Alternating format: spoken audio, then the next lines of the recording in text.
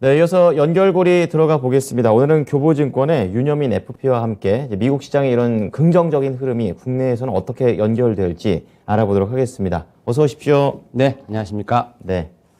자, 첫 번째 연결고리 보겠습니다. 주제 보여주시죠. 투자 얘기입니다. 이제 어제 나온 이제 얘기가 되겠는데 네. 또 간밤에 이게 또 반영이 되더라고요. 이제 네, 10년간 유럽에서 반도체 개발 생산을 위해서 800억, 이거 달러죠? 네, 맞습니다. 800억 달러 투자를 발표를 했습니다. 좀 자세한 내용 전해주시죠. 예, 일단은 지금 인텔이 지금 공격적으로 네, 투자를 하고 있죠. 그렇죠. 사실 이제 그 미국의 이제 어떻게 보면 애리조나부터 네. 시작을 해서 지금 오하이오주까지 첫 번째, 두 번째 네. 지금 이제 200억 달러를 투자를 하기로 한 상태에서 세 번째로 네. 지금 유럽에다가 지금 800억 유로입니다. 800억 유로고 유로. 예, 유로고 우리나라 돈으로 109조. 109조요? 109조. 예, 109조입니다. 어마어마합니다. 그러니까 총 3개 지금 네. 대규모 투자 계획을 내놓고 있는 상황이죠. 네네. 그래서 일단은 그 유럽인데 음. 일단 독일이 가장 큽니다. 아, 그 입지가요? 네, 그래서 예. 독일에 170억 예. 유로를 들여서 반도체 공장을 짓고 프랑스에 R&D 센터를 건설을 하고 네. 이탈리아에 포장 및 조립 시설을 만들고 아일랜드에 생산 시설을 확장한다고 합니다. 그래서 이제 인텔이 이렇게 유럽 각지에다가 그러니까 뭐 유럽에서 바로 뭐 이렇게 생산을 해가지고 거기다 뿌릴 생각인가 봐요? 그런 것도 있고, 네. 그러니까 뭐 우리가 흔히 말해서 네. 지금 반도체, 그렇죠. 그다음에 이제 파운드리가 아시아, 네. 한국, 대만에 너무 포커스가 돼 있으니까, 퍼뜨리는 겁니까? 네, 그러니까 미국이랑 유럽이 이제 각성을 하기 시작하는 거죠. 아. 주도권을 아시아에 뺏기면 안 되겠다. 그래서 인텔이 일단은 미국에도 짓고, 네. 이 유럽 같은 경우도 자체적으로 네네. 이제 법을 좀 만들었어요. 그래서 법을 좀 만들어서 이제 유럽도 이제 어떻게 보면 좀 따라가겠다라고 얘기를 하고 있는데, 네. 그러니까 EU 반도체 칩법을 좀 제정을 했습니다. 그렇군요. 그래서 이제 반도체 부분에 공공과 민간에 지금 430억 유로, 우리나라 네. 돈을 한 60조를 지금 투자를 하면서 네. 유럽 내에서도 이제 자체적으로 서플라이 체인을 만들겠다라고 하고 거기에 이제 인텔이 들어간 거죠. 그러니까 EU랑 미국이 약간 좀 우리 어떻게 보면 이제 의기투합했다라고 보시면 될 것 같아요. 그럼 대륙별로 봤을 때 그동안 아시아 대륙 쪽에서만 이러한 앞으로에 대한 반도체 전망이 좋으니까 네. 여기에 좀 몰두가 돼 있다면 이제는 미국에 이어서 유럽까지 이렇게 따라붙는 형국이 되는 거네요. 그렇죠. 예, 예. 근데 이제 뭐 그렇다고 TSMC랑 삼성전자가 손 놓고 있는 건 아니겠죠. 거긴 거기대로 가는 거죠. 예. 그래서 예. TSMC는 올해가 이제 작년보다 40% 늘어났어요. TSMC는 네네. 지금 52조 야, 이상 투자할 것으로 보이고 역시 있고, 1등입니다. 네, 그리고 삼성전자 같은 경우는 2030년까지 170조 네. 투자하다 밝혔죠. 그리고 이제 미국의 지금 텍사스에다가도 20조짜리 네. 짓고 있으니까 어. 이제 이렇게 본다고 하면 업황 자체가 굉장히 커지는 거 아닙니까? 네, 그러니까 반도체 사람들이 왜 이렇게 그런 생각이 사람들이 들죠. 할까? 그러니까 하면 예전에는 우리가 흔히 말하는 뭐 휴대폰이라든지 네. PC인데 예. 이제는 자동차도 반도체가 많이 들어가. 거기에 특히 많이 들어간다면서요? 네. 예. 그리고 이제 휴대폰이라고도 이제는 이제 휴대폰이 네. 이제 고사양화되잖아요. 그리고 그렇죠. 패드도 있고 그러다 네. 보니까 이런 전장기기 IT 디바이스에 다 많이 들어가게 되는 거고 결국 그 얘기는 이제 전방 산업이 고도화될수록 네. 반도체는 많이 들어간다. 그렇죠. 그렇게 되고 이제 이러다 보니까 결국은 그 인텔 같은 회사들도 움직일 수밖에 없는 상황이 되는 거고 그리고 삼성전자 같은 경우도 우리가 흔히 말해서 그 메모리 쪽에서 네. D램, 네. 낸드만 하다 이제 파운드리까지 확실히 넘어가는 그렇죠. 상황이 되다 보니까 네.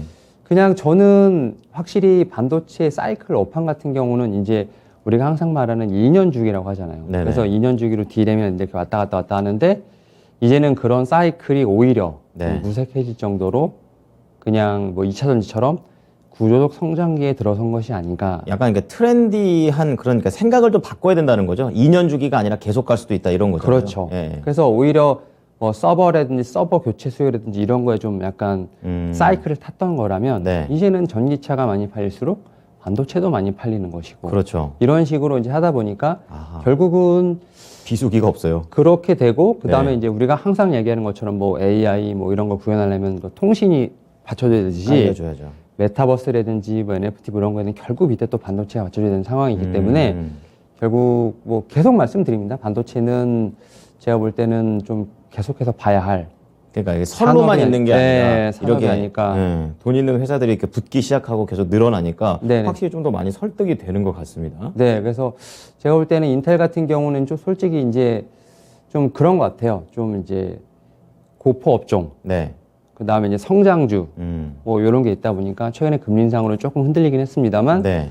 여전히 투자를 하고 있고 캐파를 증설하고 있고 네. 그만큼 이제 미래의 어떤 성장성을 보고 있기 때문에 반도체 섹터는 늘 뭐 제가 봐야 할 섹터 중에 하나가 아닌가 생각하고 있습니다. 계속 뭐 너무 비싼 거 아니야? 이런 걱정을 계속 할 필요는 없다라는 네. 그런 말씀을 말씀해 주셨습니다. 자, 그렇다면 우리나라에서도 삼성전자라든지 대표적인 그런 반도체 종목들이 있는데 어떻게 봐야 됩니까? 일단은 인텔 같은 이제 대기업, 이제 네. 어떻게 보면 종합 반도체 관련돼서는 사실 이제 삼성전자, SK하이닉스 계속 봐야 될 것 같은데 네. 삼성전자 같은 경우는 어제 또 주총이 있었는데 아, 어땠습니까? 확실히 예. 주주총회에 참석하시는 이제 소액주주분들 네. 연령대가 낮아졌어요. 아, 이제 그만큼 관심도가 많이 이제 젊은 사람들이 넓어졌다. 많이 투자를 하고 변화네요. 적극적으로 의견을 개진하기 시작했습니다. 진짜 주주처럼 하는군요, 이제. 네. 그래서 사과를 하시더라고요. 아, 이제 주주 경영, 주주 재고 가치를 위해서 경영하겠다라는 네네. 얘기가 나오고 있고, 뭐 사실 휴대폰에 대한 이제 약간 자금이 있었지 않습니까? 보스 말씀하시는 네. 거예요. 근데 이제 신사업에 대한 부분들을 또 밝히면서 메타버스, 네. 로봇 어, 하겠다고 이렇게 했지 않습니까? 그렇군요. 결국 이제 그것들 자체가 결국은 반도체가 기반이 돼서 가는 거 아닙니까? 그러니까 이런 부분을 봤을 때, 뭐 제가 한번 농담상으로 그렇게 말씀드렸을 거예요. 메타버스의 끝판왕은 삼성전자다. 맞아요. 이런 식으로. 그래서 그렇게 좀 봐야 되지 않을까 싶고. 그렇군요. 그래서 삼성전자 같은 경우는 뭐 6만 원대 오면 무조건 전 매수라고 생각을 합니다. 네, 그래서 좀 박스권 트레이딩 하시는 분들 같은 경우는 6만 원, 6만 원대, 7만 원 초에 사갖고 뭐 네. 8만 원대 매도하고 이런 식으로 박스권 트레이딩도 가능하고 예. 오히려 이제 조금 차근차근씩 6만 원에서 모아가시면서 또 길게 보시는 분도. 네, 그렇게 하시면 되지 않을까 생각하고 있고 네. 오히려 대형주 중에서 저는 이제 SK하이닉스가 좀 더 탄력적이라고 제가 말씀을 드렸고 12만 원 이하에서는 충분히 저는 매수 가능하다라고 12만 원이요? 이하에서는 충분히 예, 매수 예. 가능하다 말씀을 드렸고 네. 전고점이 15만 원이니까 이것도 이제 약간의 좀 트레이딩 관점으로 보셔도 되고 사실 이제 SK하이닉스 같은 경우는 이제 랜드 쪽이 작년에 비해서 올해 워낙 좋아질 것을 생각하고 있기 때문에 그렇더라고요. 그런 측면에서 봤을 때 저는 이 종목도 뭐 전고점을 향해 가지 않을까 생각을 하면서 그냥 주식을 좀 편하게 하고 싶으신 분들은 삼성전자, SK하이닉스가 그냥 박스권 매매하셔도 되지 않을까. 아. 네, 그렇게 생각하고 있습니다. 그렇군요. 네. 어떻게 보면 좀 다용도입니다. 짧게도 볼 수도 있고 길게도 볼 수 있는 삼성전자, SK하이닉스 업황 자체가 커졌다라는 부분에서 연결이 됐습니다. 자, 두 번째 주제 보도록 하겠습니다. 보여주시죠. 아, 최근에 이 전기차 스타트업들 좀 많이 좀 흔들렸었던 그런 부분도 있었는데요. 네. 자, 리비안 오토모티브 클래스 A입니다. 이 생산 확대에는 절대적인 시간이 필요하다. 아, 그러니까 당장 확대가 안 된다라는 얘기네요. 아, 그렇죠. 예. 일단은 이 회사 2009년에 예. 설립된 회사고 사실 작년 11월에 완전 화려하게 되죠. 혜성처럼 등장해서 그 표현이 맞습니다. 네, 일주일 만에 글로벌 자동차 시가총액 3위에 든 거겠죠. 대박이죠. 일주일 만에. 예. 근데 그 이후에 여러 가지 악재로 주가들이 쭉 밀리고 있는데 일단은 이제 이 회사 같은 경우도 네. 다른 전기차와 마찬가지로 생산 차질을 겪고 있어요. 음. 그러니까 이제 태생 자체가 내연기관이 아니라 전기차기 때문에 네. 밸류에이션을 많이 줬지만 그렇죠. 그래도 결국 팔아야 되지 않습니까? 그러니까 기대는 되는데 네. 숫자에 찍히냐 이거죠. 그래서 목표치가 작년에 네. 1200대를 파는 게 목표였는데 얼마나 팔았어요? 실제로 1015대. 간신히 1000대 넘겼네요. 네. 그래서 올해 같은 경우도 이제 5만 대. 그러니까 어떻게 보면 지금 작년보다 많이 늘었죠. 훨씬 많이 는 거죠. 늘었죠. 예. 근데 2만 5천 대로 하향 조정했어요, 목표를. 너무 확 깎았네요, 또. 너무 이제 네. 생산 차질이 이루어지고 있으니까. 네. 그래서 그리고 이제 이런 좀 이제 가이던스 하향도 문제고 작년에 좀 어떤 목표치를 이제 네. 채우지 못한 것도 문제고 또 작년 말에 CEO가 갑작스러운 사임을 했는데 네. 그게 공시가 난 게 아니라 뉴스 보도에서 먼저 나왔습니다. 아, 그러면 굉장히 불안해지죠. 네. 주 입장에서. 그리고 이제 아마존이 투자를 했지 않습니까? 근데 그쵸. 이제 아마존이 리비안뿐만 아니라 스텔란티스에도 전기 트럭을 10,000대 이상 구매를 하겠다. 그러니까 뭐 저기 아마존 입장에서는 지금 어떻게 보면 구매처를 다양할 수도 있는 거잖아요. 근데 그게 만약에 시장이 그 종목 자체가 불안할 때는 이거 리비안한테만큼 못 맡기겠는데. 그렇죠. 그러니까 리비안 주주들한테 그렇게 다가오는 거죠. 그렇죠. 예. 네. 약간 그런 부분들을 통해서 결국은 이제 주가들이 많이 흔들렸고 네네. 사실 이제 이 회사 같은 경우도 지금 테슬라가 기술적으로 네. 가격을 올리고 있지 않습니까? 저 배터리 가격 올라가고. 네. 예. 그래서 지금 이 회사도 인플레이션 압력 때문에 가격을 올리려고 했는데 네. 그것도 약간 고객의 반발에 좀 철퇴를 맞았어요. 그래서 못 올렸어요. 그렇죠. 그러니까 이런 부분이 결국은 야 그러면 쟤네 재무제표에 문제 생기는 거 아니야? 그럴 수 이런, 있죠. 네. 예. 이런 여러 가지 이유들을 통해서 주가가 계속 쭉 빠지고 있는 상황. 들어보니까 꼭 스타트업이라서 그런지 더 흔들리는 것 같습니다. 네. 예. 그러니까 결국은 많이 팔아야 되는 그렇죠. 상황에 직면을 했는데 네. 아시겠지만 공장이 뭐 다치고. 3개월, 6개월 안에 바로 나올 수 있는 게 아니죠. 차량용 반도체도 문제고. 네. 예. 그래서 결국은 생산 확대가 일단 키. 그리고 생산 확대를 했을 때 이제 경쟁력이 이제 어쨌든 여러 회사들이 붙을 거 아닙니까? 그럼 그렇죠. 거기서 어떤 경쟁력으로 살아남느냐. 이게 이제 중장기적으로 이제 과제가 되지 않았나. 숙제가 많네요. 네, 생각을 네. 하고 있고 지금 제2공장을 조지아에 한 연 40만 대 규모로 지을 계획이라고는 하는데 네. 사실은 이런 대량 생산 체계를 구축하기 위해서 시간이 좀 필요해요. 그렇죠. 그래서 2030년까지 이제 글로벌 전기차 점유율을 10% 목표로 하고 있다가 결국은 지금 2022년이니까 그렇죠. 한 8년 정도 그렇죠. 그러니까 시간이 좀 걸린다는 거죠. 꽤 오래 걸리네요. 네. 그럼 다른 뭐 포드라든지 GM이나 이런데 어느 정도 인프라가 다 갖춰져 있는 데에서는 더 빨리 치워나올 거 아닙니까? 네. 그래서 네.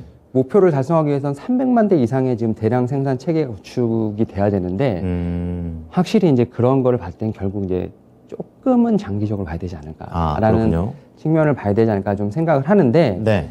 일단은 그럼에도 불구하고 약간의 좀 이제 희망을 좀 보자고 한다면 일단은 아마존이 좀 든든한 주주이자 네. 고객이라 볼 수 있을 것 같고 아주 큰 고객이죠. 네, 그리고 네. 사실은 이제 전기차 파워트레인이라든지 뭐 이제 공조 시스템, 배터리 팩 같은 경우는 그래도 자체적으로 기술 개발을 할 수 있기 때문에 네. 제가 볼 때는 아직까지는 기술력적인 봤을 때는 다른 타사에 비해서 밀리진 않는다. 그리고 이제 또 가장 중요한 거 IPO를 워낙 잘했기 때문에 그렇죠. 네. 현금이 우리나라 돈을 돈 약간 많죠. 20조 원 정도 있습니다. 네네. 그러니까 이 돈을 어떻게 쓸 것인가. 그렇죠. 네. 요거에 따라서도 좀 더 중요해요. 방향이 달라지지 않을까 생각을 하면서 물론 이제 지금 공장을 짓고 있습니다만 공장을 지으면서도 또 투자를 받을 수 있는 가능성도 있고 네. 왜냐하면 이제 미리 팔면 돈을 먼저 받지 않습니까? 그렇죠. 선수금을 그렇게 좀 돌릴 수 있는 부분이 있기 때문에 아직까지 이 회사 같은 경우는 뭐 많이 떨어지긴 했습니다만 실망하긴 이르다. 네. 네. 말씀 들어보니까 네. 그때 그 리비안이 아주 성공적으로 데뷔를 했었을 때 테슬라 CEO가 그때 한마디를 했었어요.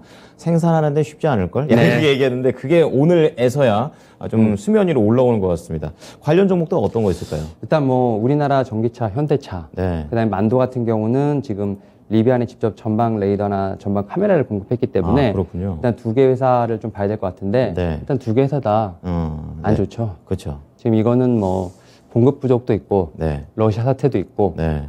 좀 피해가 예상이 되니까 근데 이제 앞서 말씀드렸던 것처럼 반도체와 자동차가 예. 우리나라 지수를 이끌고 있기 때문에 네. 이 두 개 회사들이 조금 힘을 내줘야 지수가 업한다라는 생각을 하고 있기 때문에 일단은 이슈들은 참 많이 반영됐죠. 네. 그리고 또 간밤에 예. 또 미국이 급등을 했기 때문에 자동차주에 대한 어떤 향방도 조금 봐야 되지 않을까 생각하고 있습니다. FB님께서 만약 거래를 하신다면 오늘 이슈 첫 번째는 반도체, 두 번째는 이제 2차 전지 자동차 이쪽이잖아요. 네네. 반도체 좀 보자는 얘기네요. 반도체 보고 예. 자동차보다 일단 2차 전지가 좀 먼저 움직이고 네. 그 다음에 이제 자동차 같이 움직이지 않을까. 그 순서로. 네네. 알겠습니다. 잘 참고하겠습니다. 한 주 동안 고생하셨어요. 네, 감사합니다. 네. 네, 지금까지 교보증권 윤여민 FP와 함께한 연결고리였습니다.